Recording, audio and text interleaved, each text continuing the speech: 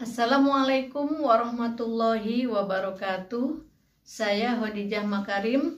Topik kita kali ini adalah mengenal populasi dan sampel penelitian.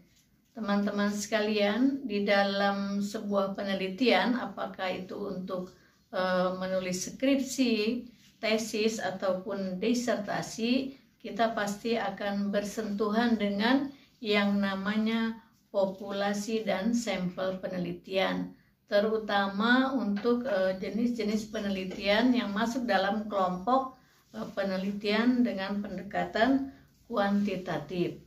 Nah, kali ini saya ingin mengajak teman-teman untuk mengenal lebih jauh, terutama ini bagi pemula ya, teman-teman yang sedang kuliah medlit ya, ini pemula. Saya ingin mengenalkan apa bedanya populasi dan sampel penelitian. Populasi adalah keseluruhan subjek penelitian yang akan kita teliti. Jadi sedangkan sampel adalah bagian yang akan kita teliti. Kalau saya umpamakan misalnya sebuah kue, misalnya satu loyang gitu kan. Nah itu kalau kue itu utuh namanya populasi. Tapi ketika kue itu kita potong-potong, kita ambil satu bagian, lalu kita cicipi apakah rasanya enak atau kurang enak, gulanya cukup atau tidak, dan sebagainya, apa kekurangannya, apa kelebihannya dari kue tersebut. Nah, lalu kita simpulkan, oh kue ini enak, oh kue ini kurang enak misalnya. Oh ternyata kue ini kurang telur dan sebagainya. Itu adalah cukup kita memakan satu potong dari kue yang tadi utuh satu loyang.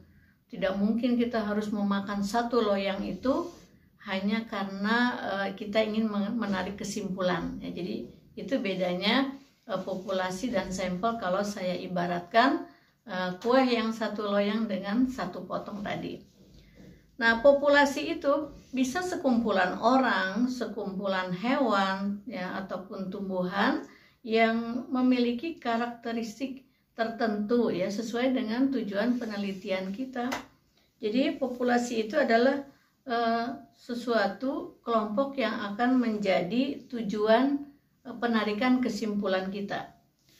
Kalau di rumah tangga misalnya ibu-ibu memasak ya, misalnya sayur dalam panci yang besar, kemudian ingin merasakan apakah garamnya sudah cukup, bumbu-bumbunya sudah cukup atau belum. Nah kita aduk ya, misalnya diaduk, lalu pasti nyobainnya nggak banyak-banyak kan, misalnya 1 sendok teh atau paling banyak 1 sendok makan lah itu ya, tergantung. Kalau misalnya pancinya kecil cukup dengan 1 sendok teh, tapi kalau pancinya ukurannya sangat besar, bolehlah kita mencicipi dengan 1 sendok makan. Tetapi sebelum mencicipi sebaiknya diaduk dulu supaya rata gitu. Jadi begitulah kira-kira perumpamaan antara sampel dan populasi. Jadi gak usahlah kita mengambil sayur itu sampai 1 mangkok besar untuk menarik kesimpulan bahwa rasanya sudah cukup, bumbunya sudah cukup. Tidak perlu, cukup dengan tadi. Kalau pancinya kecil, ambil dengan 1 sendok teh. Tapi kalau pancinya ukuran besar, ambil dengan 1 sendok makan untuk mencicipi kecukupan bumbu ya. Baik teman-teman sekalian, itu mengenai populasi. Sekarang bagaimana dengan sampel? Sampel itu adalah contoh ya. Jadi ada kampus yang menggunakan istilahnya adalah sampel, tapi juga ada kampus yang menggunakan istilahnya ukuran contoh. Tapi sampel itu adalah contoh, sama aja. Nah, apa yang dimaksud dengan sampel? Yaitu bagian dari populasi yang kita pelajari, yang kita amati dalam proses penelitian kita. Itu adalah sampel.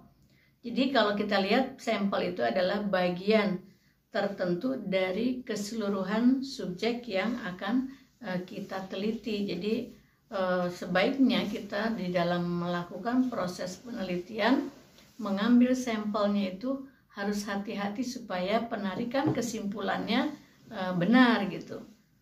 Saya ambil contoh, kalau kita tidak hati-hati, misalnya saya ingin melihat apakah ayam di sebuah pemotongan ayam misalnya, apakah ayamnya itu sehat atau tidak sehat. Lalu saya ambil ayam yang terdekat dengan saya dan mudah saya ambil. Ketika diperiksa ternyata beberapa yang saya ambil, katakanlah 10 misalnya saya ambil, semuanya sakit. Sehingga saya menarik kesimpulan bahwa ayam yang ada di rumah potong ayam itu adalah ayam yang sakit. Itu belum tentu benar, karena bisa jadi pada saat mengambil contoh tadi saya tidak acak gitu ya, tidak acak mengambilnya, tapi saya ambil yang dekat-dekat dengan saya. Nah, yang dekat dengan saya itu yang mudah diambil adalah memang ayam-ayam yang tidak bergerak, yang tidak lincah karena dia sedang sakit. Nah, sementara yang sehat pasti menjauh dari saya gitu, takut ditangkap gitu ya. Nah, itu berarti teknik pengambilan contohnya keliru. Jadi harusnya kan diacak, kemudian saya mengambil secara acak agak jauh-jauh gitu. Yang dekat-dekat itu adalah ayam yang sakit gitu, yang tidak bergerak. Jadi nanti akan salah di dalam penarikan kesimpulannya kalau penarikan contohnya juga keliru ya.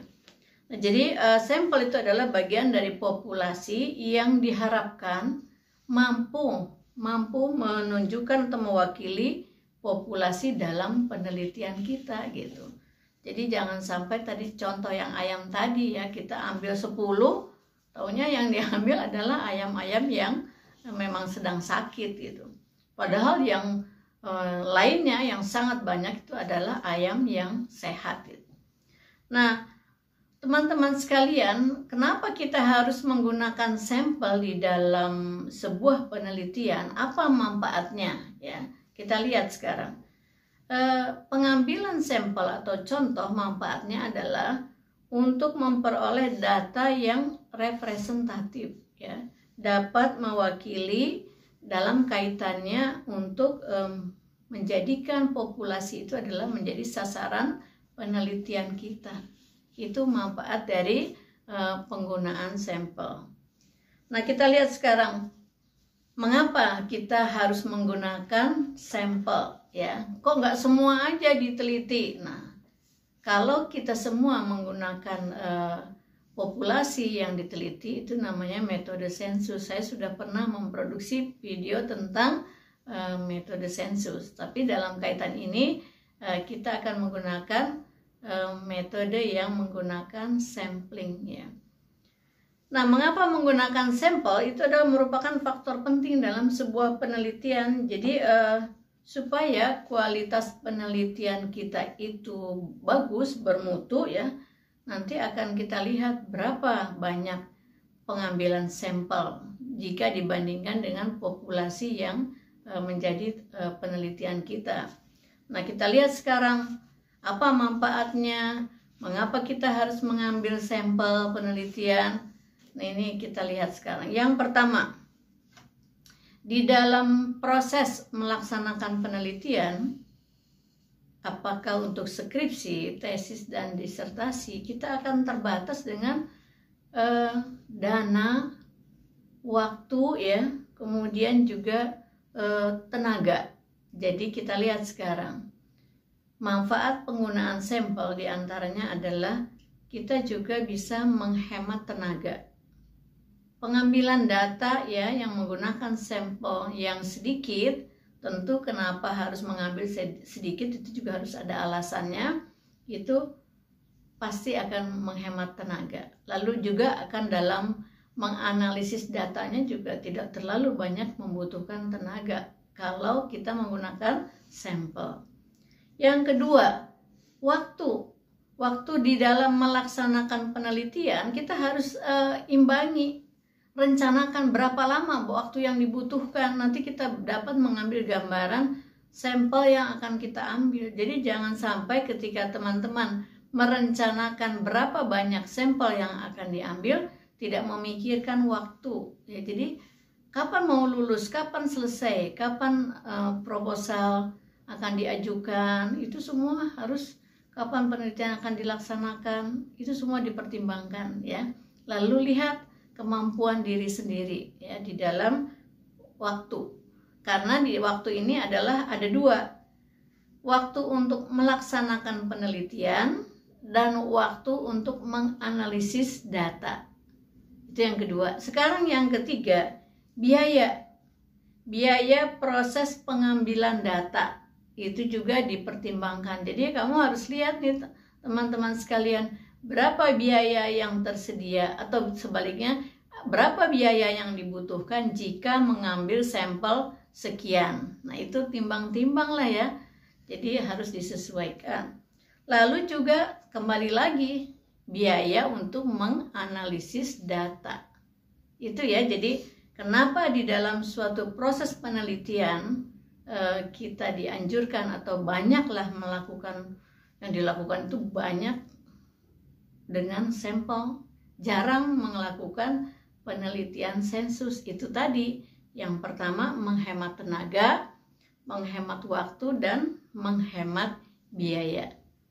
Nah, itulah teman-teman sekalian, saya ingin sampaikan bagaimana pengenalan populasi dan sampel penelitian, terutama bagi pemula, supaya tahu kenapa kita harus mengambil sampel penelitian dan kenapa harus teliti. Ya, jadi di dalam proses pengambilan sampelnya silahkan nanti pelajari, ada teknik-teknik pengambilan sampel.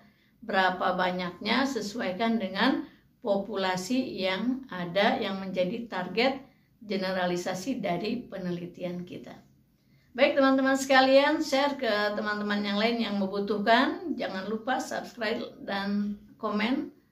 Mohon maaf bila ada kekurangan. Assalamualaikum warahmatullahi wabarakatuh.